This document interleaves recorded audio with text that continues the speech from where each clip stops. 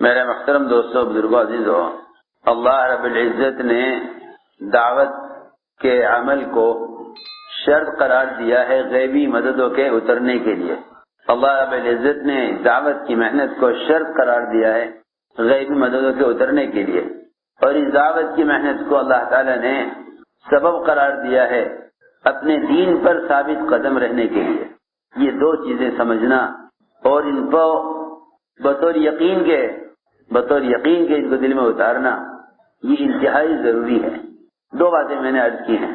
دعوت اللہ شرط ہے اللہ کی غیبی نصرتوں کے اترنے کے لیے، اور دعوت اللہ یہ بنیادی سبب ہے اپنے دین پر ثابت قدم رہنے کے لیے۔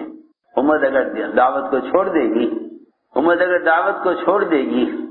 تو جب یہ دعوت کو چھوڑ کر وحی کی برکات سے محروم ہو سکتی ہے تو پھر اسلام پر قائم کیسے رہ سکتی ہے؟ اس لیے کہ حضور اکرم صلی اللہ علیہ وسلم کے دنیا سے جانے پر، آپ کے دنیا سے جانے پر صرف وحی کا آنا بند ہوا ہے، وحی کی برکات بند نہیں ہوئی۔ آپ کی دنیا سے جانے پر وحی بند ہوئی ہے، لیکن وحی کی برکات یہ بند نہیں ہوئی۔ وحی کی برکات کب ختم ہوں گی امت کے لیے؟ کہ امت کے لیے وحی کی برکات جب ختم ہو جائیں گی جب یہ امت دعوت اللہ کو چھوڑ دے گی۔ دیکھو میری بات توجہ سننا، جب یہ امت دعوت کو چھوڑ بیٹھے گی، صحیح حدیث ہے، فرمایا حضور اکرم صلی اللہ علیہ وسلم نے کہ جب امت دعوت کو چھوڑ دے گی تو یہ امت وحی کی برکات سے محروم کر دی جائے گی۔ یہ امت وحی کی برکات سے محروم کر دی جائے گی، اور اس سے بڑی محرومی یہ ہے کہ جب امت دعوت چھوڑ دے گی تو امت دعاؤں کی قبولیت سے محروم کر دی جائے گی۔ یہ دو بڑی برکت کی چیزیں تھیں، ایک دعا کی قبولیت، اس سے بڑھ کر کیا ہو سکتا ہے؟ اس سے بڑھ کر کیا ہو سکتا ہے کہ ہر مسلمان اپنے ہر مسئلے کو براہ راست اللہ رب العزت سے دعا کے ذریعے حل کرائے۔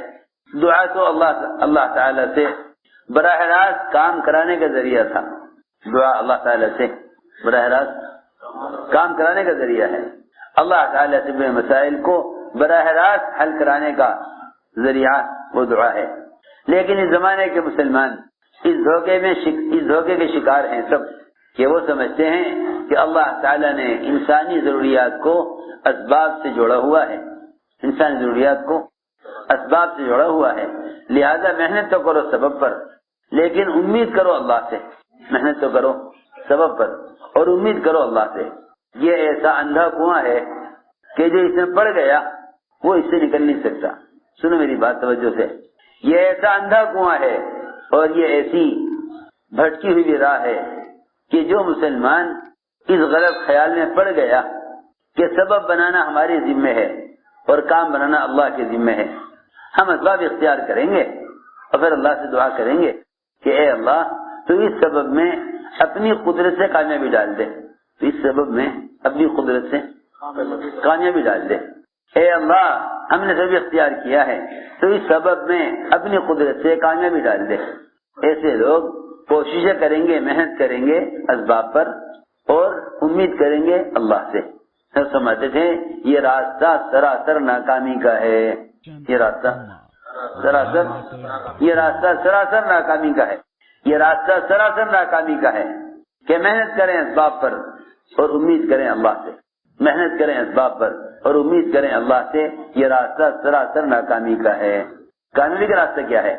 کہ محنت کریں اعمال پر، امید کریں اللہ کی ذات سے، رہے اسباب انہیں اختیار تو کریں، لیکن نہ ان اسباب کی بنیاد پر دعائیں کریں، نہ ان اسباب کی بنیاد پر امید کریں۔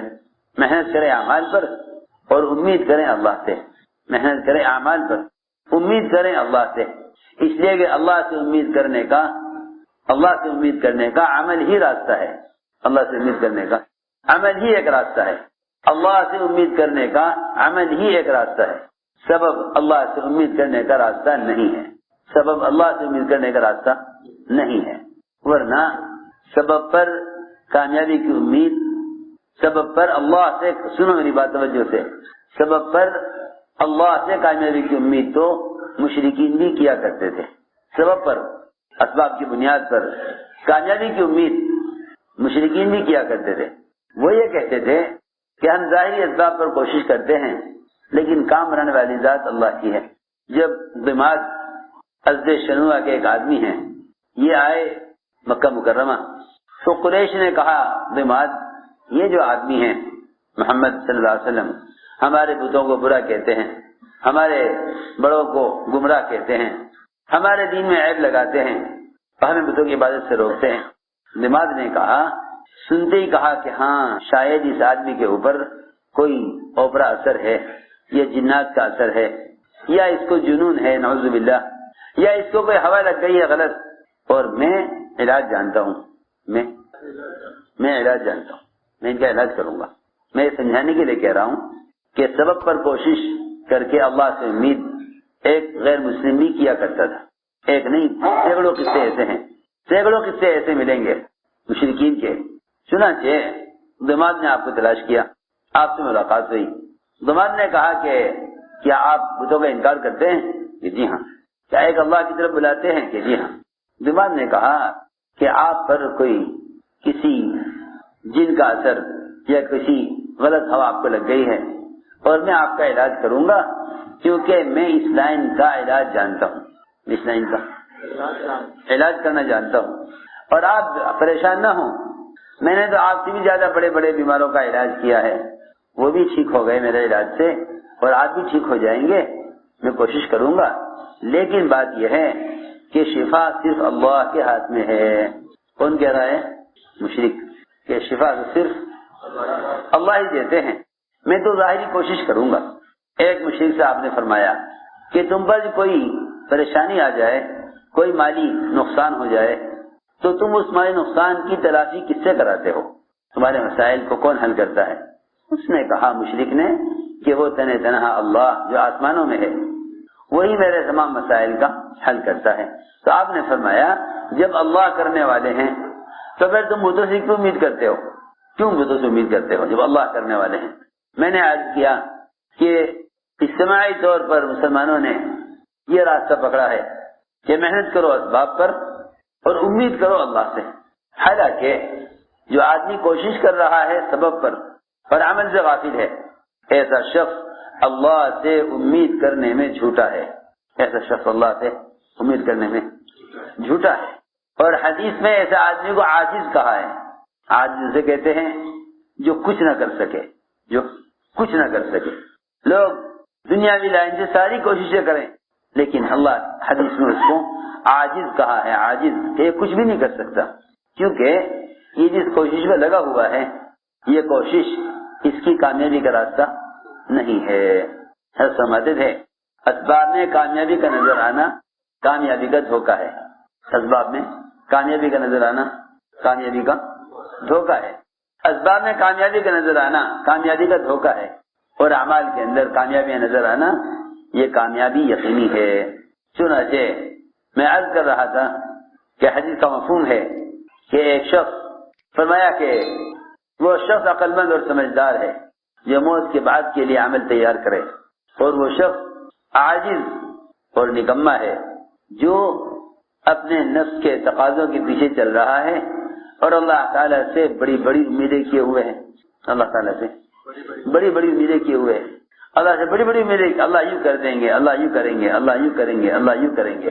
اللہ سے امید کرنے کا صرف اس کو حق ہے، اور اللہ سے امید کرنے میں صرف وہ شخص سچا ہے جو اللہ تعالیٰ کے احکام کو محمد صلی اللہ علیہ وسلم کے طریقے پر پورا کرنے میں کامیابیوں کا یقین کرتا ہو. وہ اللہ سے امید کرنے میں سچا ہے، ورنہ جھوٹا ہے، ورنہ جھوٹا ہے. میں نے عرض کیا کہ لوگ محنت کرتے ہیں اسباب پر اور امید کرتے ہیں اللہ سے، اور کہتے بھی یہی ہیں، بولتے بھی یہی ہیں کہ بھئی تم ظاہری کوشش کرو اور پھر اللہ پہ چھوڑ دو، اللہ کریں گے. کائنات اللہ کے کرنے کا ذریعہ اور راستہ نہیں ہے، اس لیے کہ محض کائنات پر کامیاب کرنے کا وعدہ اللہ کا غیروں سے ہے، ایمان والوں سے نہیں ہے. محض کائنات پر کامیاب کرنے کا وعدہ اللہ تعالیٰ کے غیروں سے ہے. جو اللہ کو نہیں مانتے اللہ نے ان کو کائنات کے راستے سے کامیاب کرنے کا فیصلہ کیا ہوا ہے. جو اللہ کو نہیں مانتے اللہ نے ان کو کائنات کے راستے سے کامیاب کرنے کا فیصلہ کیا ہوا ہے. اللہ نے ان کو کائنات کے راستے سے کامیاب کرنے کا فیصلہ کیا ہوا ہے کہ جو ہمیں نہیں مانتے ہم ان کو دنیا میں ان کے اسباب میں کامیابیاں، ان کے مال میں بہتات، ان کی صحت میں، ان کے عہدوں میں، ان کے حالات کو بہتر سے بہتر بنائیں گے، اور ہم انہیں دنیا میں مال اور اسباب اور اولاد جلدی دیں گے، کثرت سے دیں گے. اس سے امام علیہ دھوکے میں نہ پڑیں کہ جو اسباب ان کے ہاتھ میں ہیں اگر یہ اسباب میں حاصل ہو جائیں تو ہم بھی ان کی طرف کامیاب ہو جائیں گے. اس لیے کہ اللہ تعالی کی طرف سے کامیاب کرنے کے جو ضابطے ہیں وہ مسلمان اور غیر مسلم دونوں سے مختلف ہیں. میں یہ عرض کرنا چاہتا تھا کہ اس زمانے کے مسلمان اس دھوکے میں پڑے کہ اسباب اور کامیابی کے ضابطے ہمارے اور غیروں کے لیے سب کے لیے مشترک ہیں کہ دنیا دار اسباب ہے. حالانکہ قرآن اور حدیث اس سے بھرے ہوئے ہیں کہ مسلمان اور غیر مسلم کے لیے دنیاوی اعتبار سے بھی کامیابی کے ضابطے مختلف ہیں، مشترک نہیں ہیں.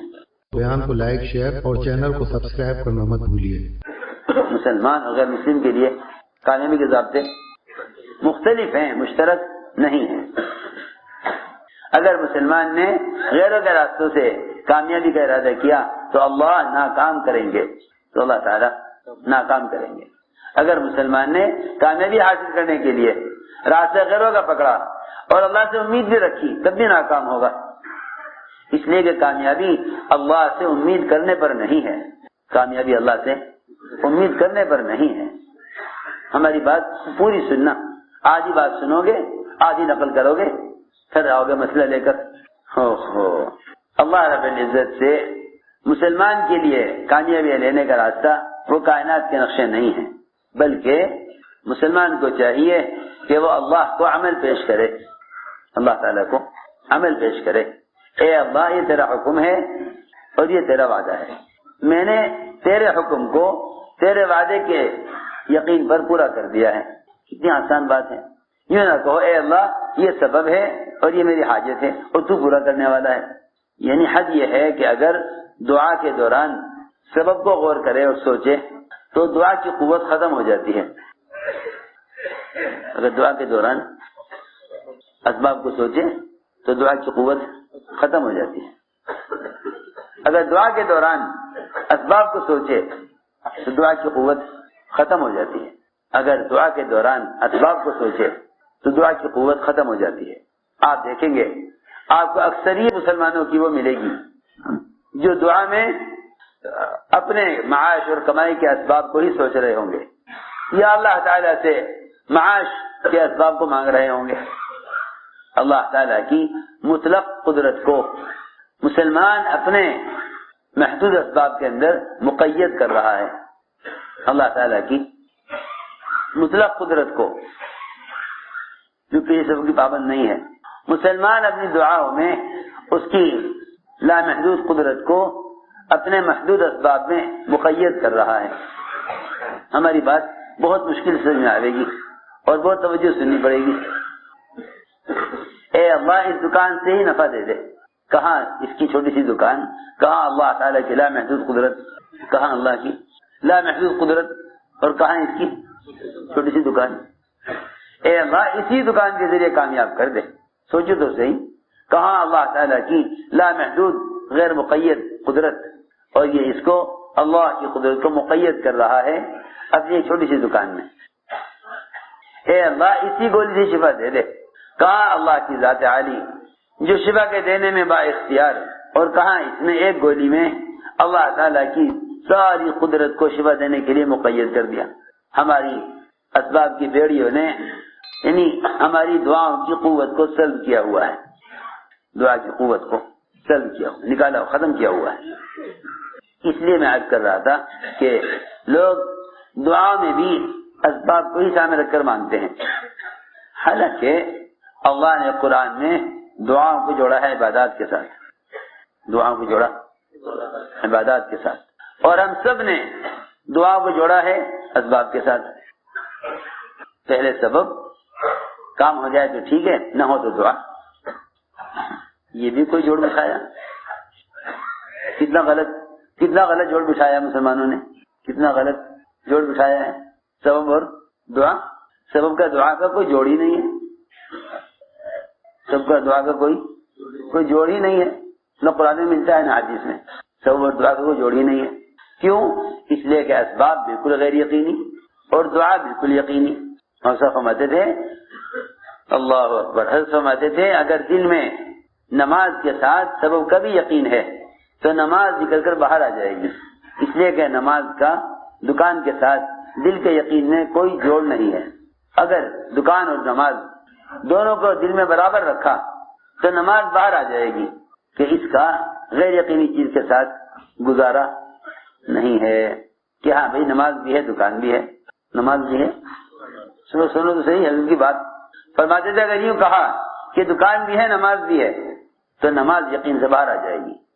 اگر یہ کہتا ہے نہیں صرف نماز ہی ہے، صرف نماز ہی ہے تو نماز کا یقین دل میں رہے گا، دکان کا یقین نہ رہے گا۔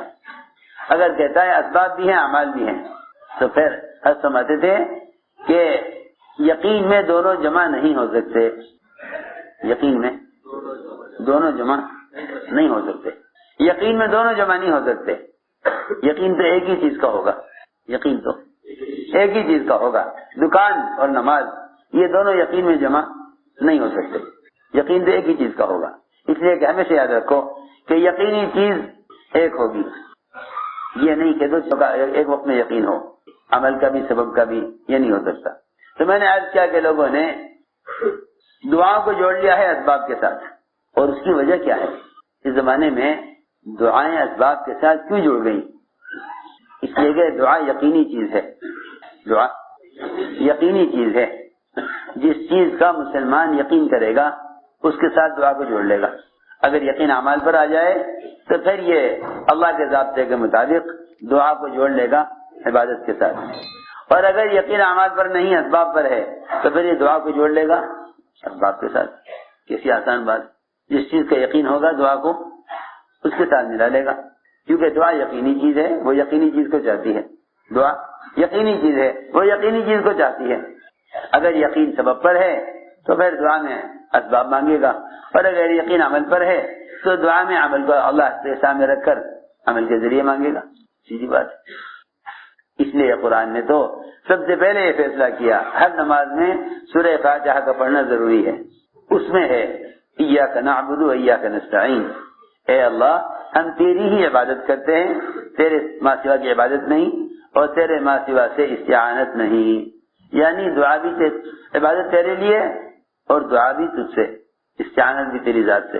یہاں اللہ نے عبادات کو جوڑا ہے، دعا کو جوڑا ہے عبادات کے ساتھ، دعا کو جوڑا عبادات کے ساتھ۔ میں نے عرض کیا کہ اللہ تعالی نے قرآن میں ہر جگہ آپ دیکھیں گے، ہر جگہ دیکھیں گے کہ دعائیں عبادات کے ساتھ ملیں گی، دعائیں عبادات کے ساتھ ملیں گی، جہاں بھی دیکھو گے دعائیں عبادات کے ساتھ ملیں گی۔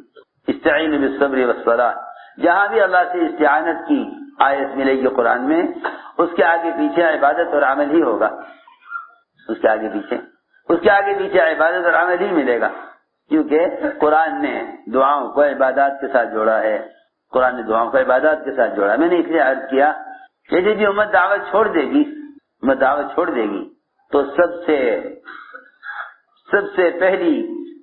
پہلا نقصان وہ یہ ہوگا، سب سے پہلا نقصان یہ ہوگا کہ دعا سے یقین ہٹے گا، دعا سے یقین ہٹے گا، اور جب دعا سے یقین ہٹ جائے گا تو پھر دعاؤں کا قبول ہونا نظر نہیں آئے گا۔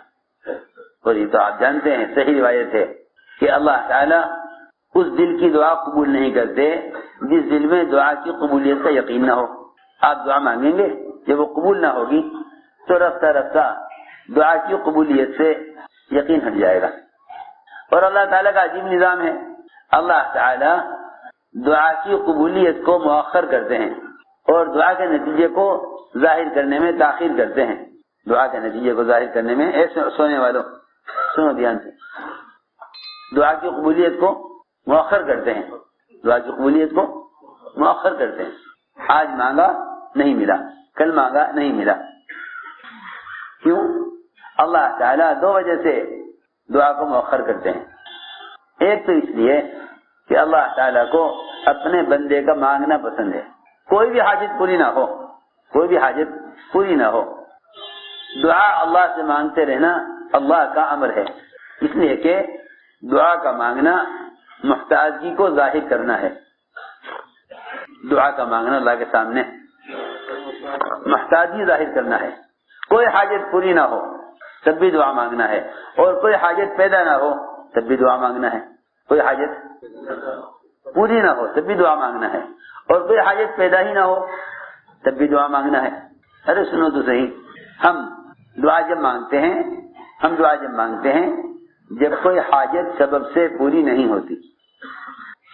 آپ کو بتا رہا، جتنے بھی اللہ مجھے معاف فرمائے لوگ اسباب سے تنگ آ کر دعا کی طرف آتے ہیں، اسباب سے تنگ آ کر جب دیکھتے ہیں کہ سبب سے کام نہیں بن رہا ہے تب آتے ہیں دعا کی طرف، حالانکہ دعا کی طرف آنا سبب کی طرف جانے سے پہلے ہے۔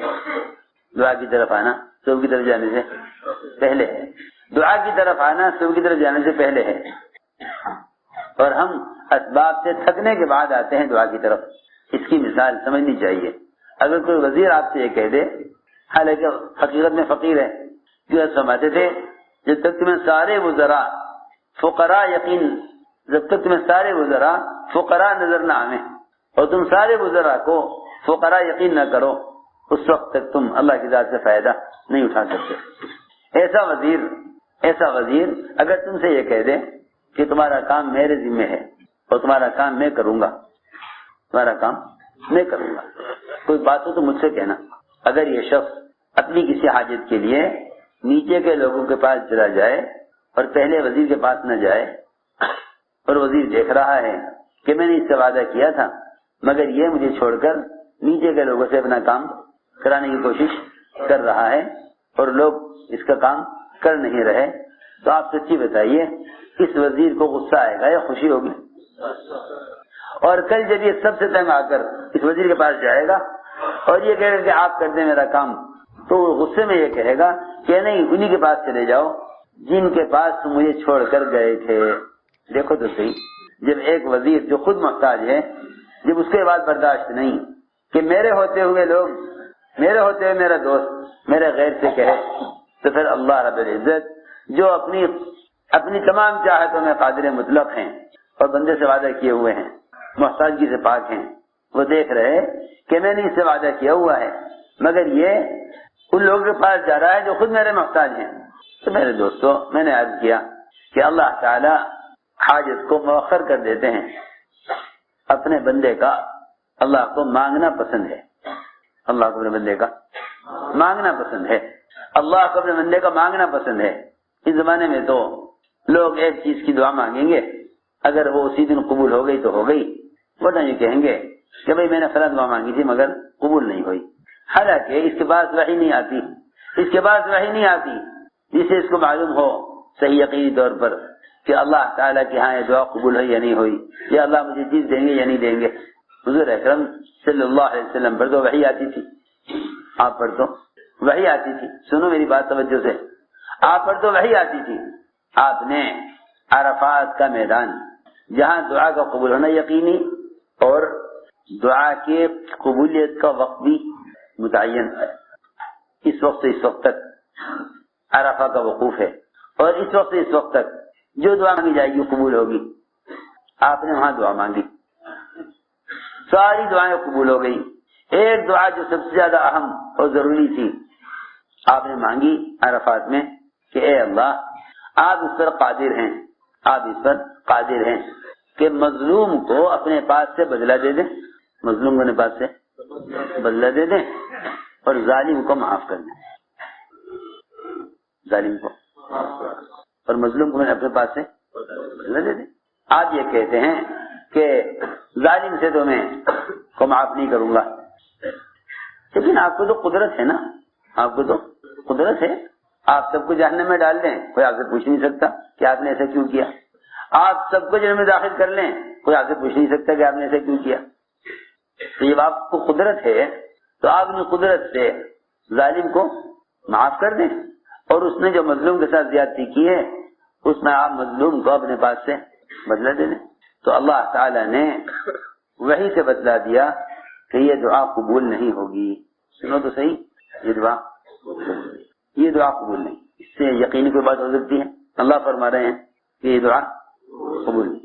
ہم تو یہ سوچیں کہ یہ کام نہیں ہوا, یہ دعا قبول نہیں ہوئی. وہاں اللہ نے کہہ دیا کہ ساری دعائیں آپ کی قبول ہو گئی عرفہ کی, لیکن یہ دعا قبول نہیں ہوئی کہ اللہ تعالیٰ مظلوم کو اپنے پاس سے بدلہ دے دیں اور ظالم کو معاف کر دیں. یہ دعا قبول نہیں ہوئی. حضور اکرم صلی اللہ علیہ وسلم اللہ تعالیٰ کے یہ کہنے کے باوجود کہ یہ دعا آپ کی قبول نہیں ہوگی, آپ نے دعا میں اور کوشش بڑھا دی بجائے چھوڑنے کے. سنو تو صحیح, بجائے چھوڑنے کے بھائی چلو یہ دعا چھوڑ دو جب اللہ تعالیٰ منع کر رہے ہیں, اور اللہ ہی نے انکار کر دیا. سنو تو صحیح, اللہ ہی نے انکار کر دیا. آپ اس دعا میں لگے رہے, مانگتے رہے, اللہ نے انکار کر دیا, یہ دعا قبول نہیں ہوگی.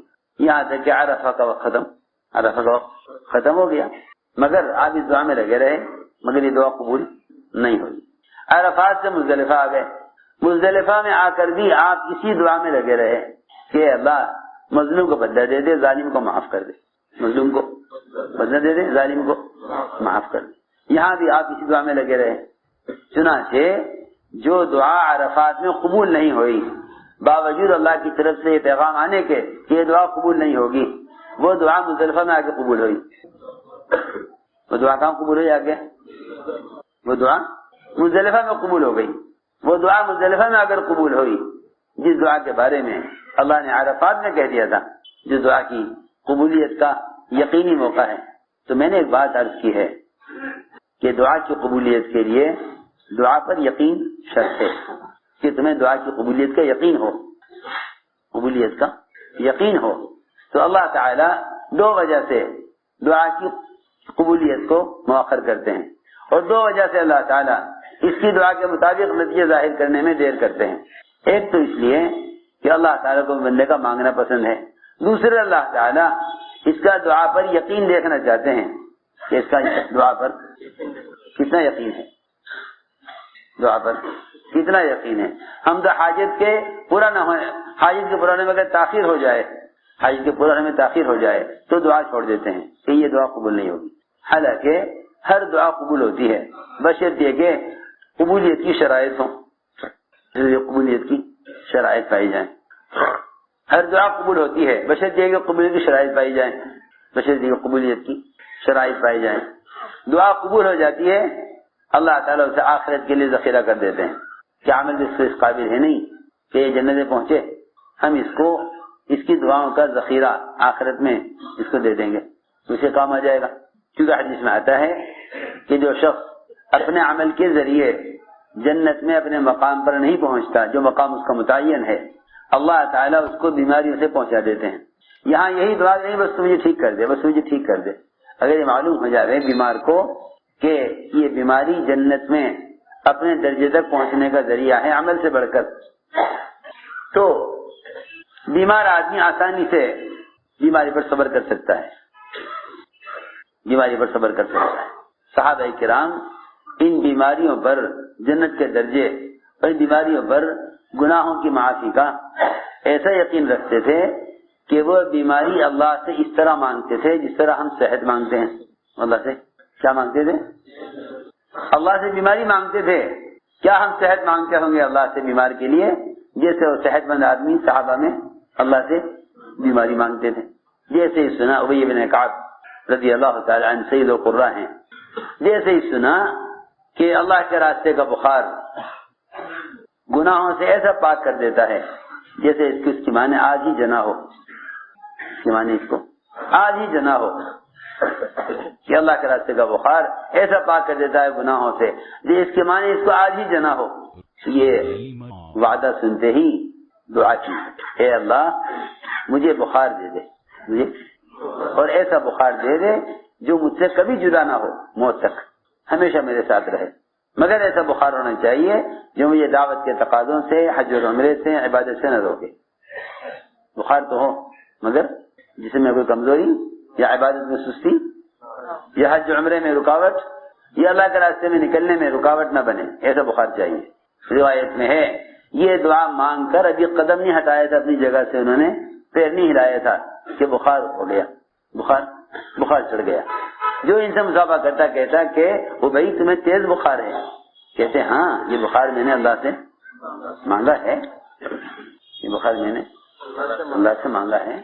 ہاں کیوں؟ اس لیے کہ بخار اس کو گناہوں سے پاک کر دیتا ہے، بخار اس کو گناہوں سے پاک کر دیتا ہے۔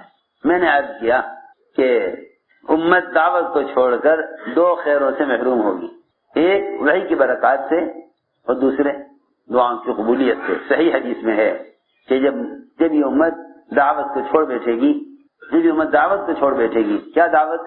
ایک ایک کو جا کر خود جا کر بھلائی کا حکم کرنا، اور خود جا کر ایک ایک کو منکر کے ماحول سے نکال کر معروفات کے ماحول میں لانا۔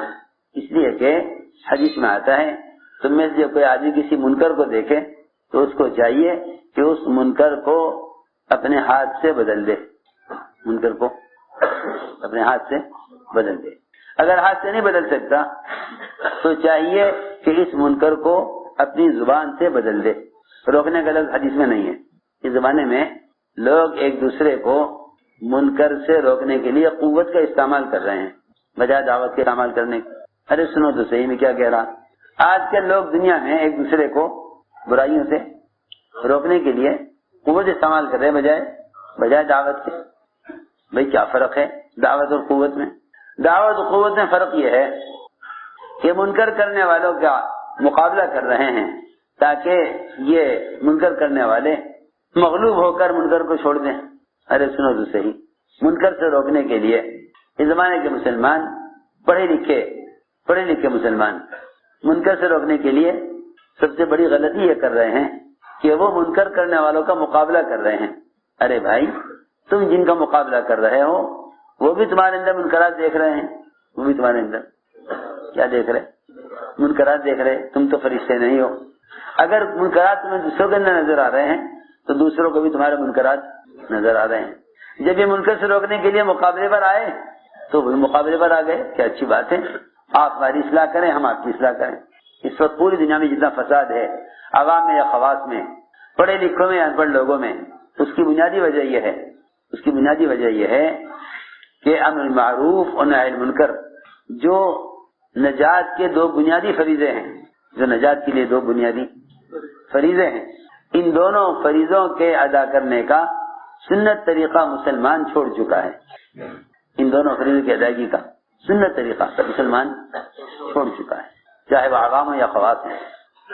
انہیں امت کی اصلاح کا غم تو ہے، لیکن اصلاح کرنے میں امر معروف اور نہی عن منکر ان دو فریضوں کے ادا کرنے میں وہ سنت کے اور صحابہ کے طریقے سے سب اکثریت ہٹی ہوئی ہے۔ ہماری بات توجہ چاہے گی بہت۔ منکر کو بدلنے کا حکم ہے، منکر کو بدلنے کا حکم ہے۔ من رأى منکم منکرا فلیغیرہ بیدہ، جو تم میں سے منکر کو دیکھے اس کو چاہیے کہ اپنے ہاتھ سے اس کو بدل دے، اپنے ہاتھ سے اس کو بدل دے۔ اگر ہاتھ سے نہیں بدل سکتا تو زبان سے بدل دے، اس کو زبان سے بدل دے، فلیغیرہ بلسانہ، زبان سے بدلے۔ زبان سے بدلنا کیا ہے؟ بلکہ علماء نے لکھا ہے کہ زبان سے بدل دینا یہ جہاد کی سب سے اعلیٰ قسم ہے، یہ جہاد کی سب سے اعلیٰ قسم ہے۔ حضرت علی بھی فرماتے ہیں رضی اللہ تعالیٰ عنہ کہ جہاد کی 3 قسمیں ہیں، جہاد کی 3 قسمیں ہیں۔ حضرت علی فرماتے تھے جہاد کی 3 قسمیں ہیں، جہاد بالید، جہاد باللسان، جہاد بالقلب۔ اس حدیث میں بھی منکر کو بدلنے کے لیے 3 درجے بتائے۔ اعلیٰ درجہ کہ منکر کو ہاتھ سے بدل دو، درمیانہ درجہ کہ منکر کو زبان سے بدلو، اور سب سے آخری درجہ، سب سے جہاد کا کم تر درجہ، جہاد کا سب سے کم تر درجہ، کیونکہ سب سے کم تر ایمان اور ضعیف تر ایمان، جس کے بعد ایمان کا کوئی ذرہ دل میں باقی نہیں رہتا، وہ سب سے کمزور ایمان یہ ہے کہ آدمی منکر کو دل کے ذریعے بدلے۔ منکر کو دل کے ذریعے بدلے، منکر کو دل کے ذریعے بدلے۔ ارے بھائی دل کے ذریعے کیسے بدلے گا؟ کیونکہ زبان کھول نہیں سکتا، حالات ایسے ہیں، ہاتھ سے بدل نہیں سکتا، اس کی طاقت نہیں ہے۔ تو آخری درجہ یہ ہے اپنے دل کی قوت کو استعمال کرے دعا کے ذریعے اللہ سے کہہ کر اس منکر کو بدلنے کے واسطے. بہت آسان بات ہے. فلیغیر بقلبی کہ دعا کے ذریعے بدلے منکر کو دعا کے ذریعے بدلے منکر کو دعا کے ذریعے بدلے منکر کو دعا کے ذریعے بدلے. اس لیے کہ اصل دعا دل سے ہے. اسی لیے دعا میں ہاتھ کا اٹھانا ضروری لازم نہیں ہے. اصل دعا دل سے ہے. لوگ دعا میں ہاتھ اٹھا لیتے ہیں لیکن دل ان کا غافل ہوتا ہے. صرف ہاتھ اور زبان سے دعا کرتے ہیں. صرف ہاتھ اور زبان سے دعا کرتے ہیں.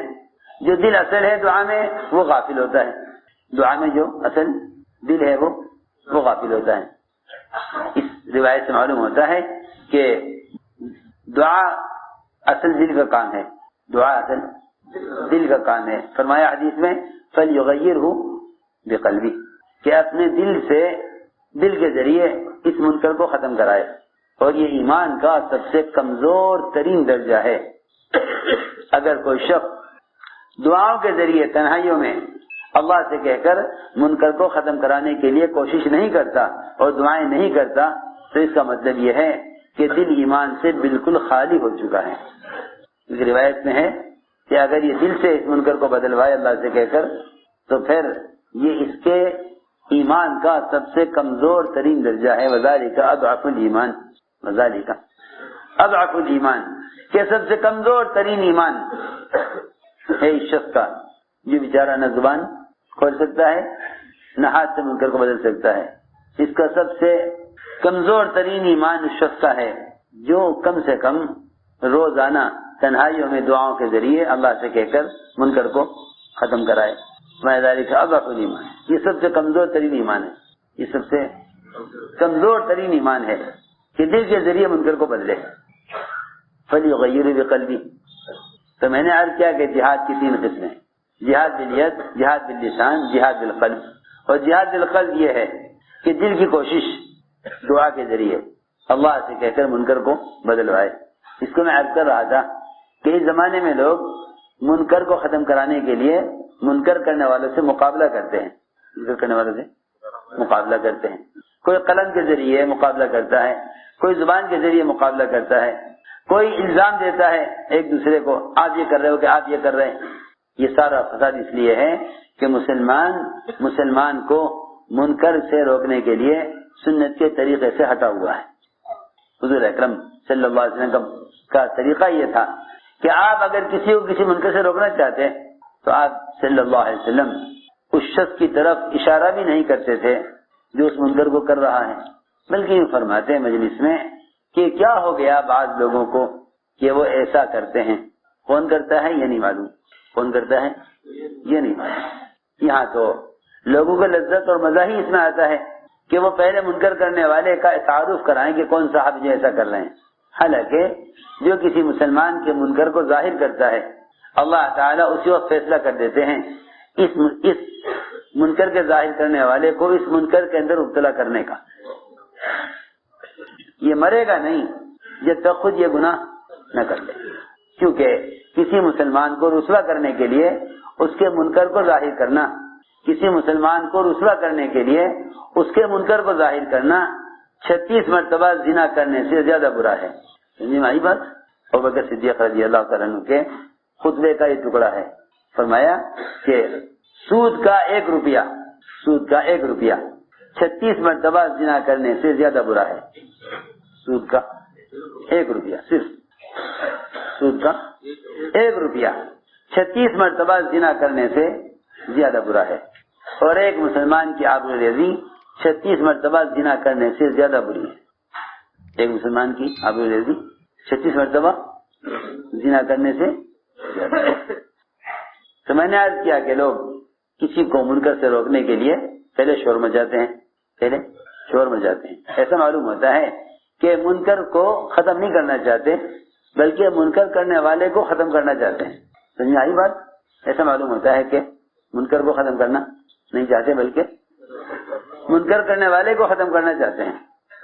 ایسا معلوم ہوتا ہے کہ منکر کو ختم نہیں کرنا چاہتے، منکر کرنے والے کو ختم کرنا چاہتے ہیں. حالانکہ حضور اکرم صلی اللہ علیہ وسلم اور آپ کے صحابہ کرام کا طریقہ یہ تھا کہ جب معلوم ہوتا کہ فلاں نے یہ منکر کیا ہے تو اس کے منکر کو چھپا لیا کرتے تھے، اس کے منکر کو چھپا لیا کرتے تھے تاکہ دوسروں کو اس منکر کا پتہ نہ چلے. اس لیے کہ باطل کو ختم کرنے کے لیے اس کے تذکرے چھوڑنا ضروری ہے. حضرت فرمایا کرتے تھے کہ باطل کو مارنا چاہتے ہو اس کا ذکر چھوڑ دو، اس کا ذکر چھوڑ دو. لوگ معروفات کے تذکرے اتنے نہیں کرتے جتنے منکرات کے تذکرے کرتے ہیں. بھائی فلاں جگہ یہ ہو رہا ہے، فلاں جگہ یہ ہو رہا ہے، فلاں جگہ یہ ہو رہا ہے. اچھا، اس سے لوگوں کو معلوم ہوتا ہے کہ منکرات کیا ہیں. حالانکہ چاہیے کہ منکر کرنے والوں کے سامنے تو معروفات کو بیان کرو تاکہ وہ معروفات کی طرف آئیں. اگر منکر کرنے والوں کے منکرات کو بیان کرو گے تو لوگوں میں منکرات کا تعارف ہوگا، معروفات کو لوگ بھول جائیں گے. یعنی اچھی باتوں کو لوگ بھول جائیں گے، بری باتوں کو معلوم کر لیں گے.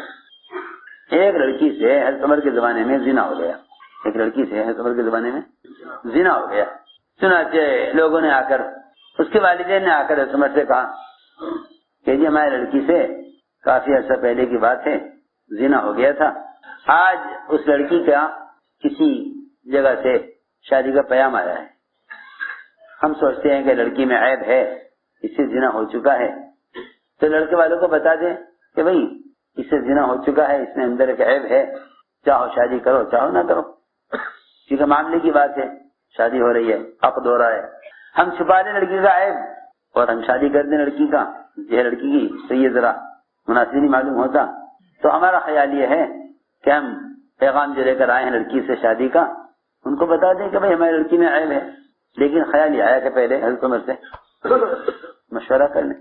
آئے پوچھا آ کر مومنین ایسی ایسی بات ہے، کیا کریں؟ بس اتنا سننا تھا. عمر رضی اللہ تعالیٰ عنہ نے اتنا سخت ڈانٹا ان دونوں ماں باپ کو، لڑکی کے والدین کو اتنا سخت ڈانٹا اور یہ فرمایا اگر میرے علاوہ تم نے اب کسی اور سے جا کر ذکر کیا اس لڑکی کے زنا کرنے کا تو میں تمہیں اتنی سخت سزا دوں گا کہ میں نے کسی کو ایسی سزا نہیں دی ہوگی. فرمایا جاؤ لڑکی کی شادی کرو اور ایسے شادی کرو جیسے تم کسی پاک دامن نیک ایسی لڑکی جسے کبھی برے کام کا خیال بھی نہ آیا ہو، اس کی شادی اس طرح کرو. اور اگر تم نے کسی سے ذکر کیا اس لڑکی کے زنا کرنے کا تو میں تمہیں اتنی سخت سزا دوں گا دونوں کو کہ سارے ملکوں کے لیے سزا عبرت ہو جائے گی. میں نے ساری بات اس پر عرض کی تھی کہ زمانے میں عوام خواص پڑھے لکھے ان پڑھ وہ نہیں جانتے کہ منکر سے روکنے کا اور منکر کے ماحول کو بدلنے کا سنت طریقہ کیا ہے. جی ہاں، ایک دوسرے کے کوئی الزام دینا، آپ نے یہ کیا ہو گیا، آپ نے یہ کیا، آپ نے یہ کیا ہو گیا، آپ نے یہ کیا. اس سے تو سوائے منکرات کے عام ہونے اور آپس میں مقابلے اور آپس میں ایک دوسرے پر تہمتیں شروع ہونے کے اس کے علاوہ اور کوئی نتیجہ نہیں ہے. کہ منکر کرنے والے کو منکر کا الزام دینا ایسا ہے جیسا کنویں میں گرنے والے کو اوپر سے کوئی یہ کہے کہ آپ کیوں آئے تھے کنویں کی طرف، آپ دیکھ کر کیوں نہیں چل رہے تھے. ارے اس وقت تو سب سے بڑا مسئلہ اس کو نکالنے کا ہے نا، اس وقت اس کو نکالنے کا ہے کہ نکلے کسی طرح. اور اگر آپ کنویں کے مڑے پر کھڑے ہو جائیں اور نیچے کنویں میں گرنے والوں کو نصیحت کریں کہ بھئی دیکھو یہاں تم مر جاؤ گے، باہر نکل آؤ، یہاں رہنا ٹھیک نہیں ہے، اس کے اندر پڑے رہو تو تمہاری جان خطرے میں ہے، اس ترغیب سے کوئی فائدہ ہے؟ بولو تو صحیح، بولو تو صحیح، اس ترغیب سے کوئی فائدہ ہے؟ کوئی فائدہ نہیں. نہ ترغیب سے کوئی فائدہ اور نہ اس گڑھے میں گرنے والوں کو الزام دینے سے فائدہ. کیونکہ منکر کرنے والا ایسا ہے جیسے کسی گڑھے میں گر جانے والا. پہلا کام یہ ہے کہ اس کو اس گڑھے سے نکالو، گڑھے سے نکالو. جی ہاں، سب سے پہلا کام یہ ہے، تقاضا اس کا ہے اسے گڑھے میں سے نکالو. میں نے عرض کیا کہ لوگ دعوت کو سمجھے نہیں، لوگ دعوت کو سمجھے نہیں. امر معروف و نہی عن منکر، یہ دو فریضے، یہی اصل دعوت ہے، یہی اصل دعوت ہے. یہ ہٹاؤ، پیروں میں لگ رہا ہے یہاں، کیا فائدہ اس کے، اس کو رکھنے سے؟ جب علم کی توہین کرو گے تو عمل کی اصلاح زیادہ ہوگی. کافی لکھتے ہیں اور پیروں میں رکھ دیتے ہیں نیچے. سنو غور سے، میں نے عرض کیا کہ دعوت، امر معروف اور نہی عن منکر، یہ دو بنیادی فریضے ہیں. جب امت ان فریضوں کو سنت طریقے سے ادا نہیں کرے گی تو امت دعا کی قبولیت سے اور وحی کی برکات سے محروم کر دی جائے گی. دعا کی قبولیت سے اور وحی کی برکات سے محروم کر دی جا رہی ہے. اس لیے فرمایا کہ جو تم میں سے منکر کو دیکھے اس کو چاہیے کہ اس کو اپنے ہاتھ سے بدل دے. ہاتھ سے بدلنا یہ ہے کہ تم اس کو منکر کے ماحول سے نکال کر معروفات کے ماحول میں لے آؤ. اس لیے کہ تغییر ہے اصل کیا ہے؟ تغییر ہے، یعنی بدلنا اصل ہے، روکنا اصل نہیں ہے، بدلنا اصل ہے. اور یہ جو نہیں ہے کہ منکرات سے روکنے کا جو حکم ہے وہ روکنے کا مطلب یہ نہیں ہے کہ منکر کرنے والوں سے مقابلہ کیا جائے، بلکہ روکنے کا مطلب یہ ہے کہ تم اس کے معروفات پر لے آؤ تاکہ اس کے معروفات اسے خود منکر سے روک دیں. معروفات اس کو منکر سے روک دیں. کتنا آسان بات، کتنی آسان بات ہے. جو اعضاء گناہ کے لیے استعمال ہو رہے ہیں ان اعضاء کو نیک کاموں کے لیے استعمال کرا لو. حالانکہ ایسا نہیں ہے کہ انسان کے جسم میں منکر کرنے کے اعضاء الگ ہیں، معروفات کے اعضاء الگ ہیں. انسان کے بدن میں منکر کے اعضاء الگ ہیں، معروفات کے اعضاء الگ ہیں. ایسا نہیں ہے، بلکہ جو اعضاء منکرات معروفات کے لیے ہیں وہی اعضاء منکرات کے لیے بھی ہیں. آسان بات ہے. آنکھ ہے، حرام کو دیکھے تو منکر، حلال کو دیکھے تو نیکی. شرمگاہ ہے، حرام کے لیے استعمال ہو تو منکر، حلال کے لیے استعمال ہو تو اجر. صحابہ کو تعجب ہوا کہ یا رسول اللہ آپ کیا فرما رہے، ایک آدمی نے بیوی سے صحبت کرے اس کو اجر ملے گا؟ خیال خواہش، کیونکہ نماز روزے کا عمل تو ہے نہیں، ذکر و تلاوت کا عمل تو ہے نہیں ہے کہ اس پر اجر ملے. یہ تو ایک جسمانی خواہش ہے. فرمایا ہاں تم تو صحبت کی بات کر رہے، اگر لقمہ بھی دیتا اپنی بیوی کے منہ میں تو اس پر بھی اجر ملے گا. یا رسول اللہ اس پر اجر، یہ تو خواہش ہے. فرمایا کہ کیوں؟ اگر یہ شرمگاہ کو حرام میں استعمال کرتا تو گناہ ملتا نہ ملتا. معلوم ہوتا ہے کہ معروفات کے لیے بھی یہی اعضاء ہیں، منکرات کے لیے بھی یہی اعضاء ہیں. سنو میں کیا کہنا چاہتا ہوں، میں یہ کہنا چاہتا ہوں کہ کسی کو منکر سے روکنے کا مسنون طریقہ صرف یہ ہے کتابیں لکھنے، پوسٹر چھاپنے، اخبارات میں دینے. یہ سب شیطانی راستے ہیں. یہ سب شیطانی راستے، چاہے کوئی بھی کرتا ہو. ایسا تو ہے نہیں کہ کوئی سمجھدار آدمی اس کام کو کرے تو ٹھیک ہے، نہ سمجھ کرے تو غلط ہے. یہ سب شیطانی راستے ہیں، سب شیطانی راستے ہیں. امت کے منکرات کو اور امت کی غلطیوں کو لکھ کر چھاپنا اور تقسیم کرنا یہ مسلمان کو رسوا کرنے کا راستہ ہے. اور اللہ تعالیٰ اس شخص کو ذلیل کر کے رہیں گے جو کسی مسلمان کو ذلیل کرنا چاہے. کیونکہ یہ کیسے معلوم ہو کہ بھئی یہ آدمی اصلاح چاہتا ہے یا فساد چاہتا ہے؟ ارے یہ تو بہت آسان ہے، یہ تو بہت ہی آسان ہے. ہمیں کیسے پتہ چلے کہ یہ آدمی فساد چاہتا ہے یا اصلاح چاہتا ہے؟ یہ تو بہت ہی آسان ہے. یہ تو بہت ہی آسان ہے. سنو تو صحیح، یہ تو بہت ہی آسان بات ہے کسی شخص کے بارے میں یہ فیصلہ کرنا کہ آدمی اصلاح چاہتا ہے یا فساد چاہتا ہے. بہت آسان ہے کہ اگر یہ غلطی کرنے والے سے ہی صرف جا کر کہے کہ آپ یہ ایسا نہ کریں، یہ غلط ہے، صرف غلط کرنے والے سے جا کر کہے تب تو یہ اصلاح کرنے والا ہے. اور اگر اس کے علاوہ کوئی دوسرے سے کہہ رہا ہے کہ فلاں یہ کر رہا ہے تو پھر یہ آدمی فسادی ہے، پھر یہ آدمی فساد چاہتا ہے. منکر کرنے والے سے کہے تو مصلح ہے اور دوسروں سے کہے جا کر تو فسادی ہے. بہت آسان ہے اس زمانے میں اس بات کا فیصلہ کرنا کہ بھئی ایک آدمی اگر معاشرے کی اصلاح چاہتا ہے تو وہ غلط کرنے والوں سے جا کر منکر سے ان کو روکتا ہے یا دوسروں کو جا کر خبر کرتا ہے. اگر خبر دوسروں کو کر رہا ہے تو پھر یہ فساد چاہتا ہے. اور اگر منکر کرنے والے سے ہی جا کر خبر کرے اور کسی سے نہ کہے تو پھر یہ اصلاح چاہتا ہے. یہ آسان بات. لیکن اس زمانے میں عجیب حال ہے لوگوں کا کہ وہ منکر کرنے والوں سے جا کر بتاتے نہیں کہ آپ یہ نہ کریں. ہاں جا کر بتاتے نہیں کہ آپ یہ نہ کریں، دوسروں کو جا کے خبر کرتے ہیں کہ بھائی فلاں صاحب یوں کر رہے ہیں. ارے بھائی جو صاحب کر رہے تھے آپ ان سے کہتے نا جا کر.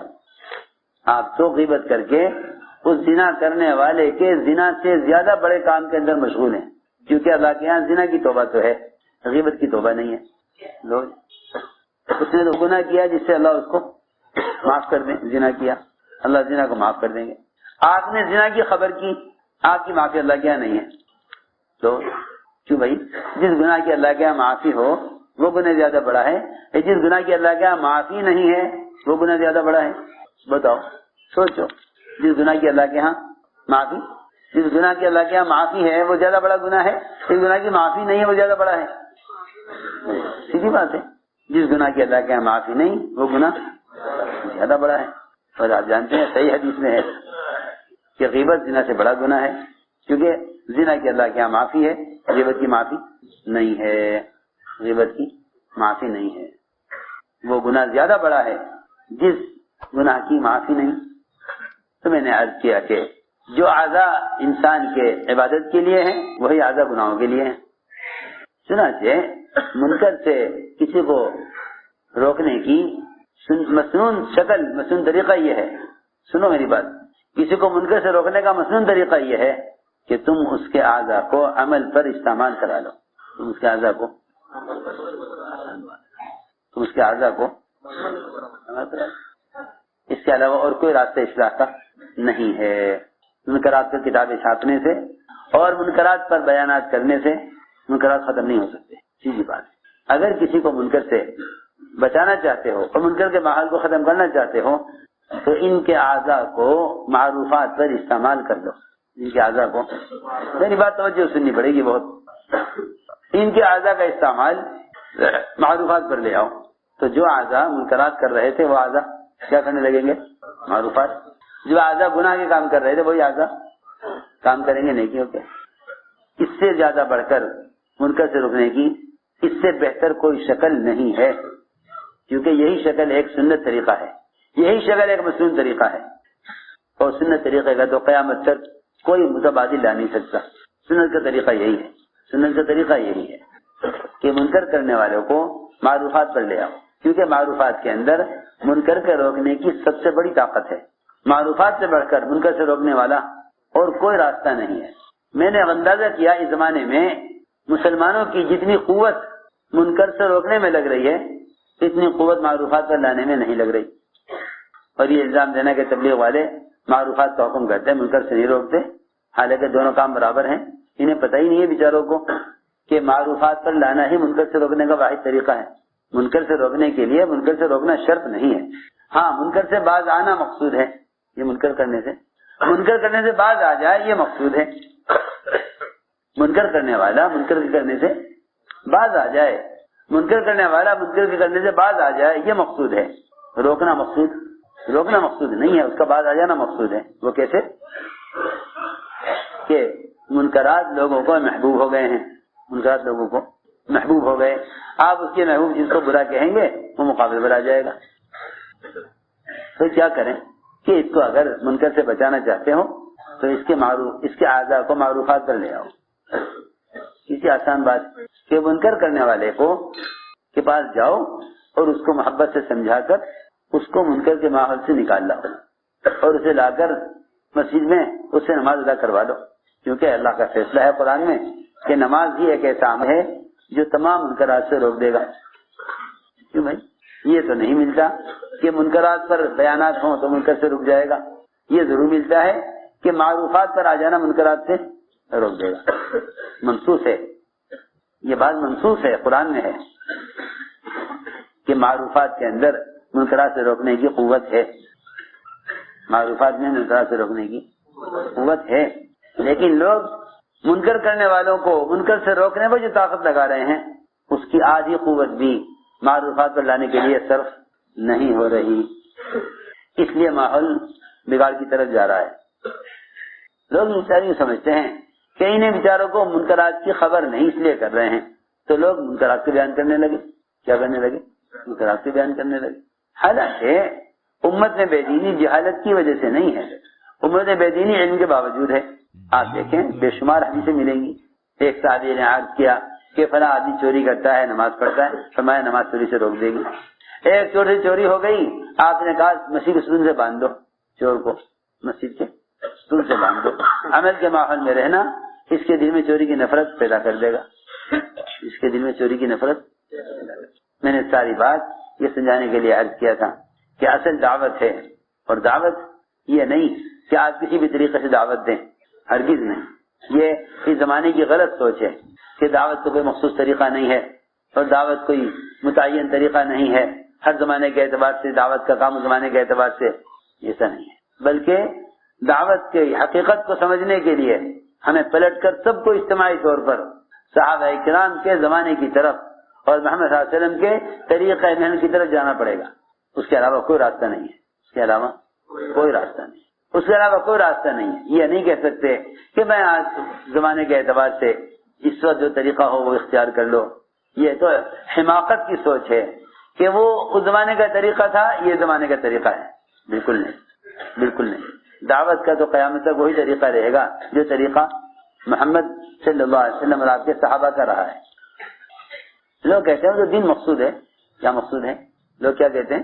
تو دین مقصود ہے نا، تو دین جس طرح بھی آ جائے اس کے لیے کیا ضروری ہے کہ تبلیغ کا ہی کام ہو. دین مقصود ہے کسی بھی طرح آ جائے. ارے سنو میں کیا کہہ رہا کہ دین مقصود ہے، کہ ہاں بے شک دین مقصود ہے، مگر اس دین کو دنیا میں قائم کرنے کے لیے جس طرح دین مقصود ہے اسی طرح خدا کی قسم صحابہ کرام کا طریقہ محنت مقصود ہے. یہ نہیں کہا جا سکتا کبھی بھی کہ دین مقصود ہے طریقہ کوئی سا بھی ہو. میں سوال کرتا ہوں، دانت صاف کرنا مقصود ہے، آپ چاہو برش کر لو چاہو مسواک کر لو. یہ کا مقصود کیا ہے؟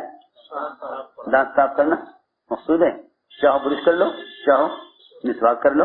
آپ بتا دو سچی سچی دل سے کہ اگر برش کرتا ہے مسواک نہیں کرتا تو کیا مسواک کے 70 فائدے حاصل ہو جائیں گے میرے برش سے؟ کیوں؟ اس لیے کہ خلاف سنت ہے. سوچو کوئی کہنے لگے کہ بھئی مسواک اس زمانے کا طریقہ ہے، برش اس زمانے کا طریقہ ہے.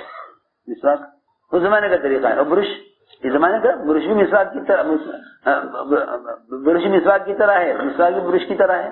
پہلے زمانے میں یہ چیزیں نہیں تھی، یہ زمانے پیدا ہوئی ہیں، لہذا اس زمانے میں مسواک ہوتی تھی، اس زمانے میں برش ہوتا ہے. اس کا مقصد کیا ہے؟ مقصد کیا ہے کہ دانت صاف ہو جائے؟ نہیں، صرف دانت صاف کرنا مقصود نہیں ہے، سنت کے طریقے پر صاف کرنا مقصود ہے. ہماری بات سمجھ میں آتی ہے؟ ہاں، یہ شیطان کا دھوکہ ہے کہ بھئی اس زمانے کا طریقہ ہوتا ہے، اس زمانے کا طریقہ یہ ہے. جب وضو کا ایک جز مسواک قیامت تک کوئی اس کا بدل نہیں لا سکتا، کیونکہ جو آدمی مسواک کے ساتھ وضو کر لیتا ہے اس کی نماز کا درجہ اور اجر بڑھ جاتا ہے. بلکہ صحیح حدیث میں ہے کہ اگر مسواک کر کے کوئی آدمی تلاوت کرتا ہے تو فرشتہ منہ سے منہ لگائے رکھتا ہے اور تلاوت کرنے والے سے کہتا ہے ایک آیت اور پڑھ لے، ایک آیت اور پڑھ لے، ایک آیت اور پڑھ لے. معلوم ہوتا ہے کہ مسواک کی وجہ سے آدمی کے عمل میں اور ذکر اور تلاوت میں فرشتہ بھی زیادتی چاہتا ہے.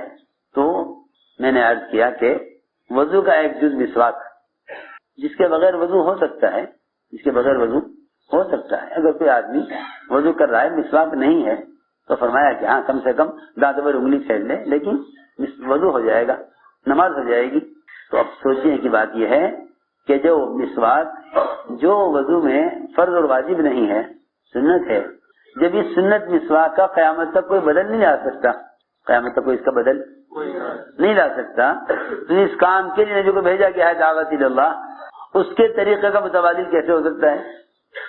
اس کے طریقے کا متبادل کیسے ہو سکتا ہے؟ آپ یہ کہیں کہ ہاں اس زمانے میں تو چل پھر کے دعوت دی جاتی تھی، کیونکہ آلات ذرائع نشر و اشاعت کے مختلف قسم کے نیٹ اور چینل نہیں ہوا کرتے تھے. اس زمانے میں یہ طریقہ، اس زمانے کا وہ طریقہ تھا. سب جہالت کی سوچ ہے، سب جہالت کی سوچ ہے. یہ سارے آلات اور ذرائع اپنے اندر رواج کی ظلمتیں لیے ہوئے ہیں اور یہ سارے طریقے سنت کے نور سے بالکل خالی ہیں، سنت کے نور سے بالکل خالی ہیں. یہ شیطان کا دھوکہ ہے کہ دین کی آواز پہنچانے کے لیے چیزوں کا استعمال کرو تاکہ آواز پہنچ جائے. ہمارے ایسا فرماتے تھے آواز کا پہنچانا کام نہیں ہے، دین کی دعوت کو لے کر پھرنا کام ہے. یہ زمانے کے لوگوں کو دھوکہ لگا ہے کہ ان آلات کا استعمال کرو تاکہ دین سہولت سے پہنچ جائے. حالانکہ علم اور عمل پر لانے کے لیے اپنے ماحول سے نکالنا، خود اپنے ماحول سے نکلنا، یہی اصل سنت ہے.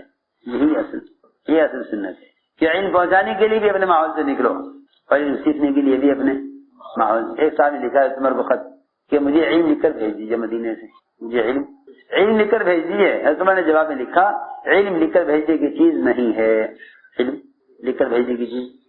اب تو سارا علم خط و کتابت میں آ کر رہ گیا، نہ علماء کی صحبت، نہ علماء کی ضرورت، نہ اس کے لیے اپنے وطن کو چھوڑ کر عمل کے علم کے ماحول میں آنا کیا ضرورت ہے جب سارا علم موجود ہے مشینوں پر، آلات پر. کیا ضرورت ہے آپ کو اس کی؟ آپ تو دنیا میں لگیں، تجارت کریں، اور رہا علم یہاں سے لے لیں۔ اگر عمل کی استعداد معلومات سے حاصل ہو جاتی تو ساری دنیا کے مسلمان پورے دن پر قائم ہوتے۔ بیان کو لائک، شیئر اور چینل کو سبسکرائب کرنا مت بھولیے۔ طلب علم کے لیے یہ اللہ کے مخلوق کی، معصوم مخلوق کی دعاؤں سے محروم۔ طلب علم کے لیے ہجرت نہ کرنے کی وجہ سے اور طلب علم کے لیے سفر نہ کرنے کی وجہ سے یہ اللہ کی معصوم مخلوق کی دعاؤں سے محروم۔ یہ صحیح حدیث ہے کہ جو آدمی طلب علم کے لیے قدم اٹھاتا ہے ساری مخلوق سمندر کی مچھلیاں تک اس کے لیے حدیث اس کے لیے دعا کرتی ہے۔ اب کیا ضرورت ہے اس کی کہیں چل کے جانے کی؟ جی ہاں، علم کہاں کہ جہاں چاہو لے لو، جہاں سے چاہو لے لو، نہ اس کے لیے ہجرت اور نہ اس کے علماء کی صحبت، کیا ضرورت ہے؟ حضرت عمر نے جواب میں لکھا کہ علم لکھ کر بھیجنے کی چیز نہیں ہے، آپ اگر علم طلب کرنا چاہتے ہیں تو آئیں مدینہ منورہ میں، یہاں علماء کے پاس رہیں، علماء کی صحبت میں رہ کر علم حاصل کریں۔ یہ جواب میں لکھا۔ میں نے عرض کیا کہ دعوت کو سمجھنا چاہیے کہ دعوت کیا ہے۔ دعوت حضور اکرم صلی اللہ علیہ وسلم اور آپ کے صحابہ کا طریقہ محنت ہے۔ شروع سے میں نے ایک بات عرض کی تھی کہ دعوت کے بغیر نہ اللہ تعالیٰ کی غیبی نصرتیں اتریں گی اور دعوت کے بغیر اپنے دین پر استقامت باقی نہیں رہے گی، یہ پکی بات ہے، کیونکہ اللہ نے قرآن میں شرط لگائی ہے کہ اپنے دین پر ثابت قدم رہنے کے لیے اور اللہ کی غیبی مددیں نازل کرانے کے لیے دعوت اللہ شرط ہے، دعوت اللہ شرط ہے، شرط ان تنصر اللہ ینصرکم ویثبت اقدامکم۔ یہ دو چیزیں ہیں بہت اہم، یہ دو چیزیں بہت اہم ہیں، ان تنصر اللہ ینصرکم ویثبت اقدامکم۔ اگر تم اس کے دین کا مددگار ہو تو وہ تمہاری مدد کرنے والا ہے باطل کے خلاف اور تمہارے قدموں کو دین پر جمانے والا ہے۔ اگر سارا باطل مجتمع ہو کر ایک سنت کے مقابلے پر آ جائے اور مسلمان کو ایک سنت سے روکنا چاہے تو باطل کی ہلاکت کے لیے کافی ہے۔ یہاں مسلمانوں کے فرائض اور ان کے شرعی احکام وہ خطرے پڑے ہوئے ہیں، دن رات سوچتے رہتے ہیں مسلمان کہ اگر حکومت فلاں کی ہو گئی تو اسلام کا کیا ہوگا۔ ہائی کسی عجیب بات ہے، یہ مسلمانوں کا حال ہے، یہ مسلمانوں کا حال ہے کہ یوں کہتے ہیں اگر فلاں کی حکومت ہو گئی تو اسلام کا کیا ہوگا۔ سوچے تو صحیح، کتنی بڑی مایوسی کے شکار ہیں مسلمان، کسی بے عقلی کی سوچ ہے کہ اگر فلاں کی حکومت ہو گئی تو اسلام کا کیا ہوگا، بیچارہ اسلام۔ اللہ، سارا باطل اگر ایک وقت میں جمع ہو جائے اور ایک سنت کے مقابلے پر آ جائے کہ ہم استنجا اس طریقے سے نہیں کرنے دیں گے تو خدا کی قسم سارے باطل کی تباہی کے لیے ایک سنت سے روک دینا کافی ہے، ایک سنت سے روکنا سارے باطل کی ہلاکت کے لیے کافی۔ کہاں مسلمان اس مایوسی میں پڑا ہوا ہے کہ اگر ان کی حکومت ہو گئی تو اسلام کا کیا ہوگا، کیونکہ واقعی ایسے حالات میں حدیث یاد آتی ہے جس میں آپ نے فرمایا کہ اگر مسلمان اللہ کے غیر سے امید کرے گا تو اللہ اسے اپنے غیر کے حوالے کر دیں گے، اور اگر یہ اللہ کے غیر سے ڈرے گا تو اللہ اس پر غیروں کو مسلط کر دیں گے، اس پر غیروں کو مسلط کر دیں گے۔ میں نے عرض کیا کہ اپنے دین پر استقامت اور باطل کے خلاف اللہ کی مدد کے اترنے کا اصل سبب کیا ہے؟ اصل سبب کیا ہے؟ وہ صرف یہ ہے کہ تم دین کی دعوت کو لے کر پھرا کرو، دین کی دعوت کو لے کر پھرا کرو، کیونکہ دین کی دعوت کو لے کر پھرنا یہی اصل دین کی نصرت ہے۔ اس بات کو اس زمانے میں سمجھانا بہت مشکل ہے۔ اس کی وجہ یہ ہے کہ سنت کے طریقے تو مغلوب ہو گئے، رواجی طریقے غالب آ گئے، سنت کے طریقے مغلوب ہو گئے، یہ وجہ ہے۔ اتنا دور چلا گیا سنت کا دور، اتنا دور چلا گیا کہ اس زمانے میں لوگوں کو دین کے پھیلانے کے لیے ان رواجی شکلوں کے علاوہ کوئی پرانی شکل اور کوئی سنت کا طریقہ نہ نظر آتا ہے نہ یاد رہتا ہے۔ حالانکہ حقیقت یہ ہے کہ اللہ کے دین کی نصرت صرف دعوت اللہ ہے، اللہ کے دین کی نصرت صرف دعوت اللہ ہے۔ اس زمانے میں اس بات کا کہنا بعض ذہنوں کو اس طرح متوجہ کر دیتا ہے کہ انہوں نے دین کے شعبوں کا انکار کر دیا۔ حالانکہ اگر ذرا سا عقل اور تھوڑے سے معتدل دماغ سے سوچا جائے تو نظر ہی آئے گا کہ حضور اکرم صلی اللہ علیہ وسلم کے زمانے میں دین کو قائم کرنے کے لیے نقل و حرکت کے علاوہ اور کوئی ذریعہ ملتا نہیں ہے، اور کوئی ذریعہ ملتا نہیں ہے۔ دو کاموں کے لیے نقل و حرکت تھی، صرف ایک امت تک علم کو خود پہنچانے کے لیے اور ایک امت کو جہالت سے نکالنے کے لیے۔ یہ دو سبب ملتے ہیں دور نبوت میں، دور خلافت میں، صرف یہ دو سبب ملتے ہیں، اور دونوں کو نفر سے جوڑا گیا ہے۔ یہ نہیں کہ بس بیٹھ کے سوچ لو کہ بھائی نفر تو قتال کے لیے ہوا کرتا تھا، اسی کے سارے فضائل تھے، ابھی زمانے میں قتال کیونکہ ہے نہیں کفار سے، اس لیے نفر بھی نہیں۔ اس زمانے میں نفر ہوتا تھا قتال کے لیے، اسی کے فضائل تھے، اس زمانے میں قتال نہیں، اس لیے نفر بھی نہیں۔ حالانکہ اللہ کے راستے کے نفر کا اصل مقصد امت تک علم کو پہنچانا تھا، امت تک علم کو پہنچانا۔ نبی کو حکم ہے بلغ ما انزل الیک من ربک، آپ خود پہنچائیے جو حکم آپ پر نازل کیا گیا ہے۔ جی ہاں، یہ تو نہیں کہ آپ سارے علم لے کر آلات پر ڈال دیں اور کہ ہاں بھائی تبلیغ ہو رہی ہے۔ یہ تبلیغ کا طریقہ نبوت کا نہیں ہے، یہ طریقہ تبلیغ کا نبوت کا طریقہ یہ نہیں ہے۔ نبی کو خود حکم ہے بلغ، آپ خود پہنچائیے، آپ خود پہنچائیے۔ اس لیے آپ تمنا کرتے تھے کہ میں نکلوں اللہ کے راستے میں تبلیغ کے لیے، قتل کیا جاؤں، پھر زندہ کیا جاؤں، پھر قتل کیا جاؤں۔ 7 مرتبہ روایت میں ہے کہ آپ نے فرمایا اتنی مرتبہ قتل کیا جاؤں، اتنی مرتبہ زندہ کیا جاؤں۔ جی ہاں، اس زمانے کے لوگوں کو سب سے بڑا پہلا دھوکہ یہ لگا، سب سے پہلا دھوکہ یہ لگا کہ وہ تو قتال کے لیے نکلنے کے فضائل ہیں، اور اب قتال ہے نہیں تو نکلنے کی کیا ضرورت ہے۔ اور اس زمانے میں لوگ نکلتے تھے جب بات کے پھیلانے کے ذرائع نہیں تھے، اب تو دین کی باتوں کی اشاعت کے بہت ذرائع ہیں، اب چلنے کی کیا ضرورت۔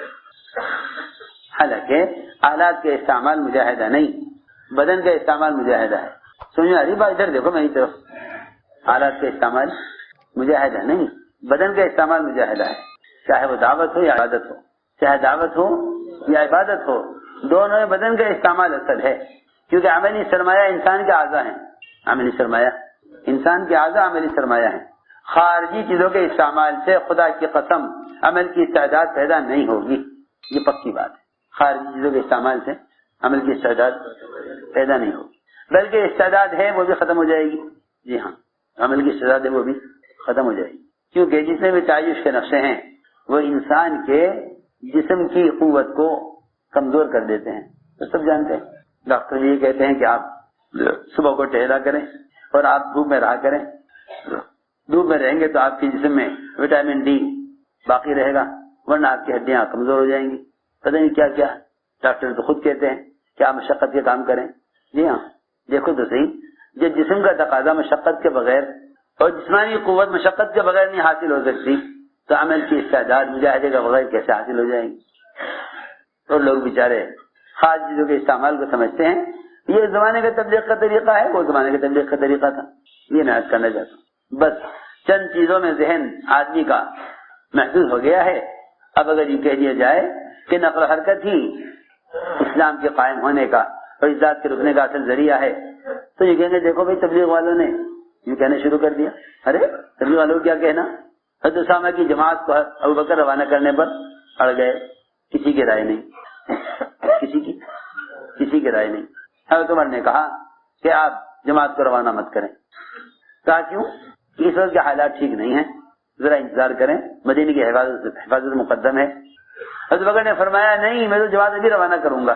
حضرت عمر نے فرمایا کہ آپ تنہا فیصلہ نہ کریں، سب سے رائے لیں، سب کے مشورے سے کام کریں، سب کے مشورے سے کام کریں، رائے لیں ساتھیوں سے، سب کی کیا رائے ہے؟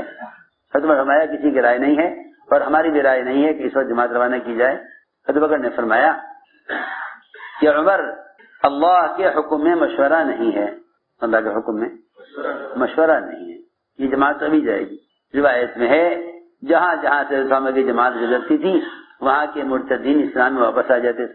وہ کہتے تھے کہ اگر مدینہ اسلام ختم ہو گیا ہوتا تو مدینے سے اتنی بڑی جماعت کیوں آتی، مدینے سے اتنی بڑی جماعت کیوں آتی؟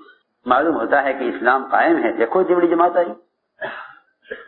حضرت فرماتے تھے کہ اس دن اگر ابو بکر ہماری بات مان لیتے اور اپنی بات چھوڑ دیتے تو امت مرتد ہو چکی تھی، امت مرتد ہو چکی۔ میں عرض کرنا چاہتا ہوں کہ بات کا پہنچانا تبلیغ نہیں ہے، بات کو خود لے کر جانا تبلیغ ہے۔ دعوت ایک عملی محنت کا نام ہے۔ یہ زمانے کی بری بدعت ہے یہ زمانے کی بری بدعت ہے، یہ زمانے کی بری بدعت ہے کہ بجائے اس کے کہ خود آدمی علم میں لگے اور علماء کی مجلس میں اور صحبت میں رہ کر علم حاصل کرے، پھر اسی علم کو لے کر عمل ادھر دیکھو نا میری طرف، اس علم عمل کو لے کر خود پھرے جس سے عمل کی صلاحیت پیدا ہو. کیوں خیال کرے گا کہ جب اتنا پیسہ آدمی خرچ کرے یہاں سے جاوے امریکہ دین کی دعوت لے کر، کیوں نہ گھر بنانے، شادی کرنے، بیواؤں پر، یتیموں پر، مسکینوں پر خرچ کرے، یہاں کنویں کھدوائے، ہسپتال بنوائے، دین کے بہت سارے کام ہیں خیر کے، کیا ضروری ہے کہ یہ کام یہ پیسے میں خرچ کرے؟ حالانکہ اللہ کے راستے میں خرچ کرنے کا جو سب سے اہم حکم ہے وہ نقل و حرکت اور خروج پر خرچ کرنا ہے، کیونکہ مسلمانوں پر تو مال غیر مسلم بھی خرچ کر دیں گے، لیکن غیر مسلم اسلام پر خرچ نہیں کرے گا. غیر مسلم اسلام پر خرچ نہیں کرے گا. غیر مسلم مسجد بنانے پر خرچ کر دے گا، اسلام پر خرچ نہیں کرے گا. میں کچھ کہنا چاہتا ہوں، میری بات بہت توجہ چاہتی ہے. غیر مسلم مسجد پر خرچ کر دے گا. ایک علاقے میں مسجد بن رہی تھی، غیر مسلم نے کہا بھائی میری زمین بنے گی، یہ زمین دے، اس نے زمین دے دی.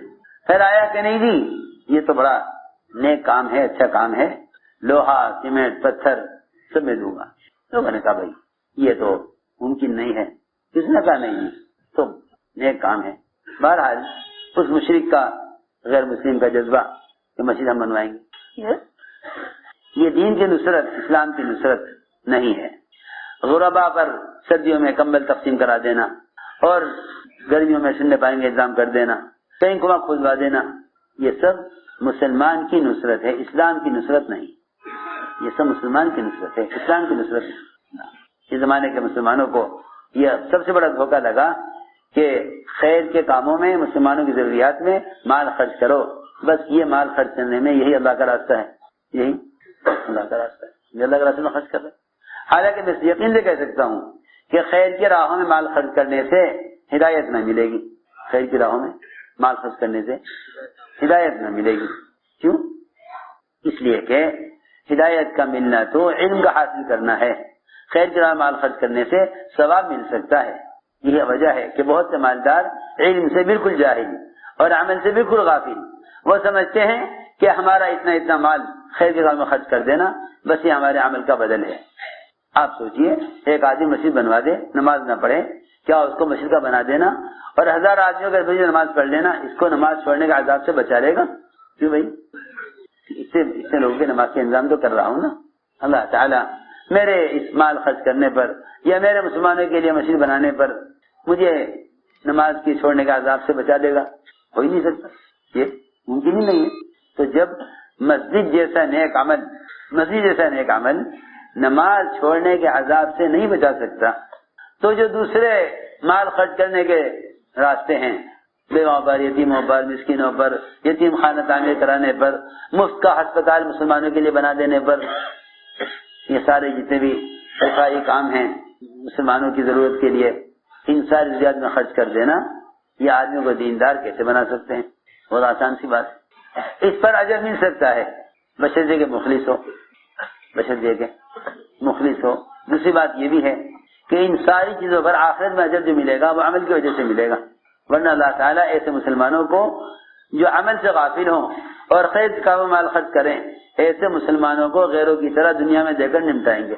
آخرت میں جو آخرت میں اجر ملے گا وہ تو اعمال پر ملے گا. آخرت کا اجر تو اعمال پر ہی ملے گا. میں نے عرض کیا کہ دین کی نصرت یہ نہیں کہ آدمی مال خرچ کر دے. مال خرچ کرنا تو مسلمان کی نصرت ہے، دعوت دینا اسلام کی نصرت ہے.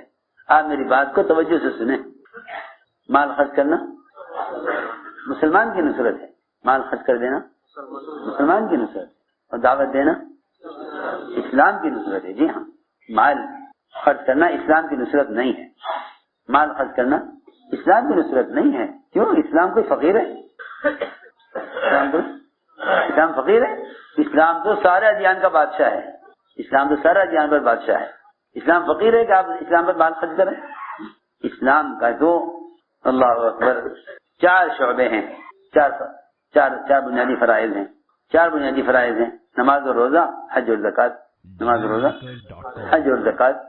اس میں 2 عبادتیں مالی ہیں، زکوٰۃ اور حج، سب پر فرض نہیں ہے، سب پر فرض نہیں ہے، حج اور زکوٰۃ سب پر فرض نہیں ہے، ہمیں مالی نہیں دیا تو حج بھی نہیں، زکوٰۃ بھی نہیں۔ نماز اور روزہ سب پر فرض ہے، نماز اور روزہ سب پر فرض ہے، اس لیے کہ جسمانی عبادت ہے، دیکھیے جسمانی عبادت ہے، نماز اور روزہ سب پر فرض ہے۔ ننگے آدمیوں کو نماز کا طریقہ بتایا ہے، یہ نہیں کپڑے نہیں تو نماز نہیں پڑھ سکتے، کہ نہیں ننگے ہیں تب بھی نماز پڑھو، بھوکے ہیں کہ بھوکے ہو تب بھی روزہ رکھو، روزہ تو رکھنا بھوکے ہو، بھوکا رہنا ہی روزہ رکھنا ہے، کہ بھوکے ہیں تب بھی روزہ رکھو، کیونکہ جسمانی عبادت ہے۔ اسے میں نے عرض کیا کہ مال کا خرچ کرنا یہ مسلمان کے لیے ہے، لیکن اسلام کے لیے تو دعوت اللہ، لوگوں کو دعوت دے کر اللہ کے فرائض کی طرف لاؤ، دعوت دے کر اللہ کے فرائض کی طرف لاؤ، اللہ کے فرائض کی طرف لاؤ لوگوں کو دعوت دے کر۔ تو اس کو میں نے عرض کیا تھا کہ اللہ کی غیبی مدد ہے اور دین پر استقامت، اللہ نے اس کو دعوت کے ساتھ جوڑا ہے۔ ان تنصر اللہ ینصرکم ویثبت اقدامکم، اللہ تمہارے قدموں کو جما دیں گے اسلام پر، بڑی بڑی بادشاہتیں فیل ہو جائیں گی تمہیں اسلام سے ہٹانے میں۔ عبداللہ بن حذافہ کو جب بادشاہ نے یہ کہا، روم کے بادشاہ نے، کہ تم نصرانی ہو جاؤ، آدھا ملک لے لو، کہاں آدھا ملک، سارے دنیا کے بادشاہت بھی ملے تو میں دین نہیں چھوڑوں گا۔ دین کا چھوڑنا صحابہ کے زمانے میں یہ نہیں تھا کہ بھائی چلو 2-4 باتیں ان کی مان لو، 2-4 اپنی منوا لو، اس طرح مل جل کے کام کر لو۔ وہاں دین کے ایک حکم کو چھوڑ دینا، سارے دین کو چھوڑ دینا تھا، وہاں یہ بات نہیں تھی کہ بھئی چلو ان کی ایک بات مان لو، نہیں۔ بادشاہ عاجز آ گیا، حذیفہ نے کہا تیری پوری بادشاہت، عرب کی ساری بادشاہتیں ملیں مگر میں اپنا دین نہیں چھوڑوں۔ بادشاہ نے کہا میں تمہیں قدر کروں گا، کرو قدر۔ اوہو، اللہ نے جو جان دی ہی اسی راستے کے لیے تھی، اس کو بچاویں اس راستے سے، کہ ہم تیار ہیں قدر کے لیے، قدر کے لیے تیار ہیں، چلو جس طرح چاہو کرو۔ میں عرض کر رہا تھا یہ استعداد مدد کیوں ختم ہوئی؟ کہاں ایک بادشاہ کا سارا ملک پیش کرنے کے باوجود ایک مسلمان کو اسلام سے ہٹانے میں ناکام ہو جانا، اور کہاں اس زمانے کا مسلمان کا ایک سنت پر عمل کرنے کے لیے اپنی بیوی بچوں اور اپنے رشتے داروں اور دوستوں کے سامنے مغلوب ہو جانا کہ کیا کروں میرے دوست نہیں مانتے، کیا کروں میرے گھر والے نہیں مانتے۔ اس میں احکام ایسے ہیں شریعت کے، یہ پر عمل کرنا فرض ہے، یہ واجب ہے، لیکن یہ اپنے متعلقین کی وجہ سے عمل کرنے سے مجبور ہے، کیا کروں۔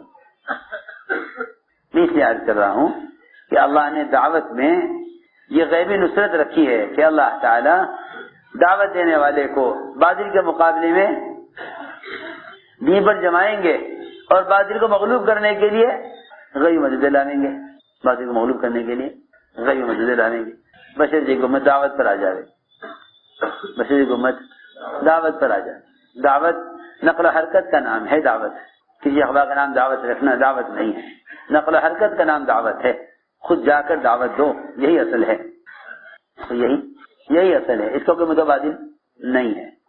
وہ تو جب سنتوں سے مناسبت نہیں رہتی تو آدمی کو ان کے اپنے زمانے کے رواجی طریقے اچھے لگتے ہیں، جب سنت سے مناسبت نہیں رہتی، جب سنت سے مناسبت نہیں رہتی تو انہیں اپنے زمانے کے طریقے اچھے لگتے ہیں، جب سنت سے مناسبت نہیں رہتی۔